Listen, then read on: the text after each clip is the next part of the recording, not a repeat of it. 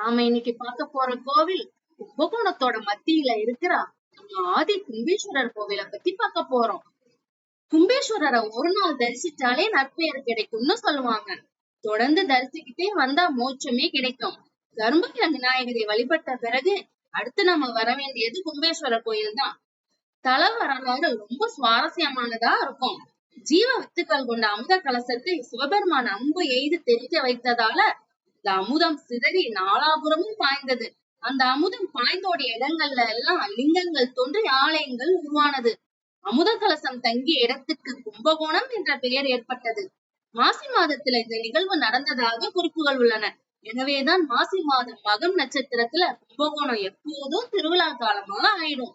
அதிலும் 12 ஆண்டுகளுக்கு ஒரு முறை நடக்கும் மகாமக திருவிழான்னா நாடெங்கும் உள்ள பக்தர்கள் எல்லாம் கும்பகோணத்துக்கு வந்துருவாங்க. கும்பகோணத்துல 200க்கும் மேற்பட்ட ஆலயங்கள் இருந்தாலும் பிரபஞ்சம் தோன்ற காரணமா அமைந்திருக்கும் கும்பேஸ்வரர் வீட்டிலிருந்து அருள் பாலிக்கும் ஆதி கும்பேஸ்வரர் ஆலயம் தான் முதன்மையானதாக இருக்கு. கரும்பகிரம் பிள்ளையார வழிபட்ட பிறகு நம்ம அடுத்து வர வேண்டியது கும்பேஸ்வரர் கோயிலுக்கு தான் வரணும். கும்பகோணம் நகரோட நடுநாயகமா இருக்கும் ஆதி கும்பேஸ்வரர் ஆலயம் கும்பகோணத்தோட தலைமை கோவில் என்றே அழைக்கலாம். 128 அடி உயரமுள்ள ராஜகோபுரத்தை வணங்கி விட்டுதான் மிக பிரம்மாண்டமான ஆலயத்தை காணலாம். ஆலயத்தின் ஒவ்வொரு பகுதியும் வரலாற்று பின்னணி கொண்டது.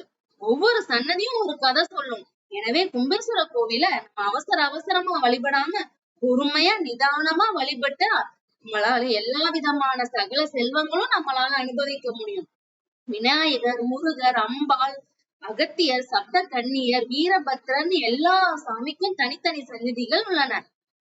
புன்னகை துதும்ப காட்சியளிக்கும் மங்களாம்பிகை கூப்பிட்ட குரலுக்கு ஓடோடி வந்து விடுவது போல இடது காலை சற்று முன்னே வைத்து நிற்கும் அழகே அழகு. அம்பிகையின் நிகரற்ற அருள் பீடமாக மங்களாம்பிகை சன்னதி காணப்படுது. கும்பேஸ்வரர் நோக்கிய வண்ணம் இருக்காங்க, அருள் பாலிக்கிறாங்க. எவ்வளவோ சிறப்புகள் உள்ள கும்பேஸ்வரர் கோயிலை பத்தி இந்த ஒரு வீடியோல சொல்ல முடியல. அடுத்த வீடியோல சொல்றேன். நன்றி.